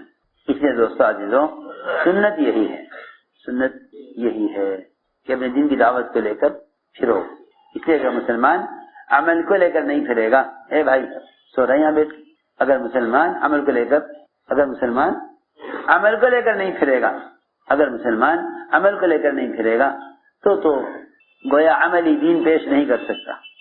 اس لیے کہ ساری کتابیں جمع کر دی جائیں تو کوئی کتاب عمل پیش نہ کرے گی، کوئی کتاب عمل پیش نہ کرے گی، اس لیے کہ عمل کی مشین صرف انسان ہے، عمل کی مشین صرف انسان ہے۔ کتابوں میں عمل کا طریقہ ہے، عمل نہیں ہے، اور عمل کا طریقہ بھی تحریری ہے، عملی طریقہ کتاب میں نہیں ہے۔ میری بات توجہ چاہتی ہے، کیونکہ میری بات ذرا دھیان سے سننا، یہ عمل کا تعدیہ تحریر میں نہیں ہے، ہم مولویوں کو سننے کی بات ہے، عمل کا تعدیہ تحریر میں نہیں ہے، تقریر میں بھی عمل کا تعدیہ نہیں ہے، تقریر میں بھی عمل کا تعدیہ نہیں ہے، تحریر میں بھی عمل کا تعدیہ نہیں ہے۔ عمل کا جو تعدیہ ہے وہ عمل کو لے کر پھرنے میں ہے۔ میں آسان کر دیتا ہوں، عمل سے جو عمل وجود میں آئے گا، جو عمل متعدی بنے گا، وہ عمل سے عمل وجود میں آتا ہے، کتاب سے عمل وجود میں نہیں آتا، تحریر سے بھی عمل وجود میں نہیں آتا، تقریر سے بھی عمل وجود میں نہیں آتا۔ اس جگہ تحریر اور تقریر یہ کام قلم کا ہوا، یہ کام زبان کا ہوا۔ اصل چیز تحریک ہے، اصل چیز کیا ہے؟ تحریک، حرکت میں آنا۔ اصل کیا ہے؟ تحریک اصل ہے، حرکت میں آنا۔ علی رضی اللہ عنہ عراق گئے، عراق والوں نے کہا کہ حضور اکرم صلی اللہ علیہ وسلم کے طریقے پر ہمیں وضو سکھلا دیجیے۔ فرمایا لا لوٹے میں پانی اور اونچی جگہ کوئی بتاؤ۔ چنانچہ بڑی اونچی دیوار تھی قلعے کی، تو حضرت علی کو وہاں چڑھایا دیوار پر، وہاں حضرت علی نے بیٹھ کر وضو کیا اور سارے عراق والوں کو جمع کر لیا، بچے، عورتیں، بوڑھے، جوان، سب عورت مرد سب جمع ہو گئے۔ سب نے حضرت علی کو وضو کرتے ہوئے دیکھا، کیونکہ علی رضی اللہ عنہ نے اس طرح وضو کر کے دکھلایا جس طرح حضور اکرم صلی اللہ علیہ وسلم کو وضو کرتے ہوئے دیکھا تھا۔ وضو کے بعد کہا کہ اللہ کے رسول صلی اللہ علیہ وسلم کا وضو اس طرح کا تھا، تو سب کو وضو کرنا آ گیا، سب کو۔ اور یہ بات ذہن میں رہے کہ مسلمان کا عمل مسلمان کے لیے مؤثر ہے، مسلمان کا عمل مؤثر ہے مسلمان کے لیے۔ عمل سے عمل کا ماحول بنے گا، بیان، تقریر اور جو ہے تحریر اور کتابوں سے عمل کا ماحول نہیں بنے گا، یہ پکی بات ہے، یہ پکی بات ہے۔ عمل کا ماحول عمل سے بنے گا۔ ہندا حمزہ کلیجہ چبایا، ایسی سخت دل عورت کہ ایسا قتل ہوا اس حمزہ کا جو ناقابل برداشت تھا۔ آپ کو سخت تکلیف تھی کہ آپ 70 مشرک قتل کرنا چاہتے تھے حضرت حمزہ کے بدلے میں، کتنی تکلیف آپ کو تھی۔ ایسا قتل حضرت حمزہ کا، ناک کان کاٹے گئے اور پیٹ پھاڑا گیا اور میدان میں اس طرح ڈالا گیا ان کے جسم کو، اس پر بھی ہندا کو تسلی نہ ہو، یہاں تک کہ ہندا نے سینہ پھاڑا، ان کا کلیجہ نکال کے چبایا اور خون ان کا اچھالا، اپنا اندر کے غصے کو اور حمزہ کے سے نفرت کو ظاہر کرنے کے لیے اتنا کچھ کیا اس نے، ہندا نے۔ لیکن جب عمل کے ماحول میں آئی کہ صحابہ فتح مکہ کی رات میں سب تہجد میں، عبادت میں، دعاؤں میں، سجدے میں پڑے ہوئے تھے، ہندا نے کہا میں تو اسلام قبول کر لیا، میں نے تو۔ ابو سفیان نے کہا یہ تجھے کیا ہوا، تو سے انکار کرتی تھی اس دین کا۔ اس نے کہا ہندا نے، ارے ابو سفیان جانے دے، تو نے نہیں دیکھا رات کا منظر عبادت کا جو میں نے دیکھا ہے۔ جی ہاں، لوگ بیچارے اپنے گھر میں تہجد پڑھ لیں، سمجھ لیں کہ ہاں بس میرا معاملہ میرا اللہ کا ہے، پڑھ لیا میں نے، ذکر کر لیا، تلاوت کر لی، کیونکہ میری خبر، میرا حشر، میری جنت انفرادی اعمال سے ماحول نہیں بنتا، انفرادی اعمال سے ماحول نہیں بنتا، انفرادی اعمال سے ماحول نہیں بنتا۔ ماحول جو بدلے گا وہ عبادات کو اور معاملات اور اخلاق اور معاشرے کو اور علم کو لے کر پھرنے سے بدلے گا۔ اس لیے میں نے عرض کیا کہ اعمال کا تعدیہ نقل و حرکت میں ہے، اعمال کا تعدیہ، عمل سے عمل جو وجود میں آئے گا وہ نقل و حرکت سے وجود میں آئے گا۔ آپ ساری دنیا میں اعلان کر دیں نماز فرض ہے، اس سے نماز کا فریضہ قائم نہیں ہوگا، پکی بات ہے، اس سے نماز کا فریضہ قائم نہیں ہوگا۔ علم تو اس کے لیے مفید ہے جس میں عمل کی طلب ہو، پہلے تو عمل کی طلب ہو نا، پھر اس کے لیے علم ہے۔ آپ کسی کو عمل پر تو لائیں، جب آپ اس کو عمل پر لائیں گے تب وہ علم جائے گا، کیوں بھائی آپ اس کو عمل پر لائیں، پھر وہ کہے گا ہاں بھائی نماز پڑھنی ہے، نماز کا طریقہ کیا ہے۔ جو آدمی عمل کا طالب نہیں وہ علم کا طالب کیسے ہو سکتا ہے؟ جو آدمی عمل کا طالب نہیں وہ علم کا طالب کیسے ہو سکتا ہے؟ کیوں نہیں غور کرتے؟ اس لیے ہم نے عرض کیا کہ نقل حرکت کے ذریعے امت کو اللہ کے فرائض کے ادا کرنے کی طرف لاؤ۔ یہ نہیں کہ لوگوں کو معلوم ہے کہ فرائض کہ نماز کیا ہے، پڑھ لیں، نہیں پڑھتے تو ان کی مرضی ہے۔ یہ کوئی کام ہے؟ یہ کوئی کام ہے کہ آپ اعلان کر دیں کہ نماز فرض ہے، جو پڑھ لے جو نہ پڑھے وہ عذاب میں مبتلا ہو جائے؟ یہ تو کوئی کام نہیں۔ جس طرح تو نبی کرتے، آ کے اعلان کر دیتے کہ میں اللہ کا نبی ہوں اور لوگوں سن لو، یہ اسلام ہے، یہ فرائض ہیں، جو کرے گا وہ کامیاب، جو نہ کرے وہ ناکام۔ پھر محنتی کیا ہوئی؟ حضور اکرم صلی اللہ علیہ وسلم الگ الگ حلقوں میں جاتے، دعوت دیتے۔ مشرکین نے کہا کہ اے محمد صلی اللہ علیہ وسلم آپ کی بات حق ہے، ہم مانتے ہیں، آپ کا دین سچا ہے، ہم مانتے ہیں، لیکن آپ پھرا مت کریں، اپنی جگہ بیٹھ جائیں، اپنی مسند بنائیں، وہاں بیٹھیں آپ، اور جس کو بھی آپ کی دین کی ضرورت ہوگی وہ آپ کے پاس آ جائے گا، آپ اسے دین سکھلا دیں. یہ کس نے کہا؟ ہاں مشرکین نظام کا مسلمان کہے کہ پھرنے سے کیا فائدہ، پھرنے کی کیا ضرورت، بھائی جسے دین سیکھ رہا ہوگا سیکھ لے گا. اس زمانے میں مشرکین کہتے تھے کہ آپ کا دین حق ہے، ہم مانتے ہیں، چلیے ٹھیک ہے، اچھا دین ہے آپ کا، مگر آپ پھرا مت کریں، مگر آپ پھرا مت کریں. اسی حلقے میں صحابہ بھی تھے. صحابہ نے کہا نہیں یا رسول اللہ، آپ آیا کریں، آپ اپنے دین کی دعوت دیا کریں، آ کر ہم سنیں گے آپ کی بات. اگر یہ مشرکین نہیں سننا چاہتے ہم سنیں گے آپ کی بات، آپ آیا کریں. تو کفار نے کیا کہا کہ آپ پھرا نہ کریں، ہم آپ کی بات مانتے ہیں، ٹھیک ہے، حق ہے، آپ کا دین سچ ہے، آپ جگہ بیٹھیں، جس سے دین کی طلب ہوگی، آپ کے علم کی طلب ہوگی، وہ آئے گا، آپ اسے سکھلا دیں. سوچے تو صحیح، اس زمانے کا مسلمان کے ہے پھرنے سے کیا فائدہ. اللہ اکبر. حضرت فرماتے تھے اگر اللہ کے راستے میں پھرنا نہ ہوتا تو میں دنیا میں رہنا پسند نہ کرتا. جی ہاں، یہ شیطان کا وسوسہ پڑا اس زمانے میں مسلمانوں کے دلوں میں، کام کرنے والوں کے ذہنوں میں، کہ پھرنا اصل نہیں ہے، حالانکہ پھرنا ہی اصل ہے. حالانکہ ہاں میں قسم کھا کر کہہ سکتا ہوں کہ پھرنا ہی اصل ہے. یہ صحابہ کرام کی، انبیاء علیہ السلام کی اصل سنت ہے. اس لیے کہ پھرے بغیر کوئی آدمی عملی دعوت پیش نہیں کر سکتا. آپ کو اسی بات تو ہر عقل والے کو سمجھ آ جائے گی کہ پھرے بغیر آدمی عمل پیش نہیں کر سکتا. بغیر پھرے جو چیز پیش کی جائے گی وہ تحریر ہوگی یا کسی کی آواز ہوگی. اور یہ دونوں شکلیں، بیان کی اور تحریر کی، یہ مجاہدے کی شکل نہیں ہے. یہ مجاہدے کی شکل نہیں ہے. آپ آوازیں پہنچائیں، یہ مجاہدے کی شکل نہیں ہے. آپ تحریر لکھ کر چھاپ کر ساری دنیا میں تقسیم کر دیں، یہ مجاہدے کی شکل نہیں ہے. اور یہ دونوں طریقے نبوت کے زمانے میں نہیں ملتے. ایک ہی طریقہ ملتا ہے مجاہدے کا کہ آپ اپنے دین کو لے کر حرکت میں آئیں اور خود جا کر دعوت دیں، خود جا کر دعوت دیں. مجاہدے کی ایک شکل ہے، صرف مجاہدے کی یہ ایک ہی شکل ہے.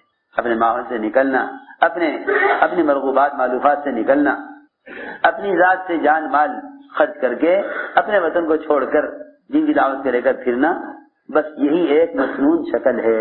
باقی سارے طریقے بعد کے ہیں، باقی سارے طریقے بعد کے ہیں. ہم بعض والوں کے طریقوں کے ایسے عادی بن گئے کہ ابھی سنت طریقے سے بالکل ناواقف کیا ہو گئے، اللہ مجھے معاف فرمائے، اللہ حفاظت فرمائے، مخالف ہو گئے. کیا ہو گئے؟ مخالف ہو گئے. تو یہ کیوں کہتے ہو کہ پھرنا ہی اصل ہے؟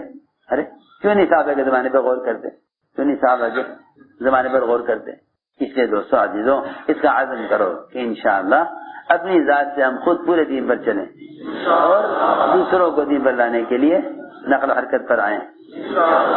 کہ دین کے مددگار بنو تو اللہ تمہارے مددگار ہیں، اور دین کی دعوت پر آؤ تو اللہ تعالیٰ تمہیں سارے باتوں کے مقابلے میں تمہارے دین پر تمہیں ثابت قدم رکھیں گے. یہ دو وعدے اللہ تعالیٰ کے دین کی نصرت پر ہیں، اللہ کی مدد کا وعدہ اور دین پر ثابت قدم رہنے کا وعدہ.